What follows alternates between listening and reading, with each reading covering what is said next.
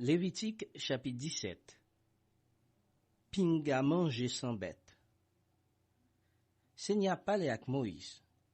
Li dit comme ça, parle avec Aaron, avec petit garçon yo, et puis avec tout le monde peuple Israël yo. Wa di yo, men bagay Seigneur bay l'ordre pour nous faire. Si yon nan moun Israël yo, touye yon taureau bœuf, yon mouton, ou sinon yon cabrit, nan kan kote yo rete ya, ou encore l'autre bo limite kan, depuis c'est pas devant porte tant rendez-vous à li touyel pour l'offrir le bay Seigneur là devant kay Seigneur, moun sa coupable. Li fait un crime, li fait sans couler.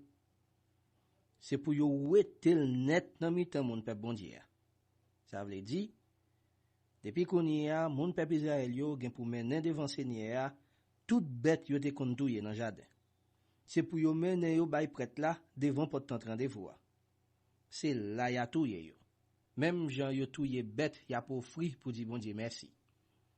Prêtre là va prendre sang, la vide sur l'autel là devant porte tant rendez-vous. La boule graisse là pour faire un bon sang qui va faire Seigneur plaisir. C'est pour mon peuple Israël yo suspend offrir bête pour yo touye bay idole dans jardin tant que yo te kon fait là yo te viré do bay bon Dieu. C'est pour peuple là toujours kembe l'autre ça de petit en petit. Et puis wa di yo encore aucun moun nan mitan peuple Israël là ni moun l'autre nation qui vive nan mitan yo pas gen droit touye bête yo offri ni pour yo boule net ni pour l'autre qualité service aucun l'autre côté. Si c'est pas devant porte rendez-vous pour lui offrir le bail Seigneur. Si c'est pas ça, ya wete le net nan mitan moun peuple bon Dieu.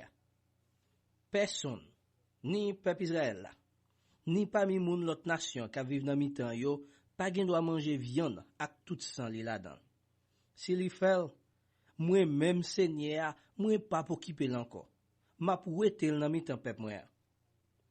Nam toute bête vivant c'est nan sang lié. C'est peut-être ça, moi-même Seigneur, moi mandé pour yo vider tout sang sur l'autel là pour li ka wete péché peuple là. Nous bay sang pour nam nous. C'est peut-être ça Seigneur te dit moun peuple Israël yo, personne nan peuple Israël là, ni aucun moun l'autre nation qui vive dans mitan nous, pas gen doit manger viande qui gen sang là-dedans. Les yon moun peuple Israël là, aussi non yon moun l'autre nation qui vive dans mitan yo à la chasse. Si li prend yon bête, aussi non yon oiseau yo gen doit manger, la vie de toute sans bête là à terre et puis la couvrir la terre. Parce que nam toute bête vivant, c'est nan sang lié. C'est peut-être ça, moi-même, Seigneur, moi dit moun peuple Israël yo pas gen doit manger viande aucune bête ak tout sang là-dedans.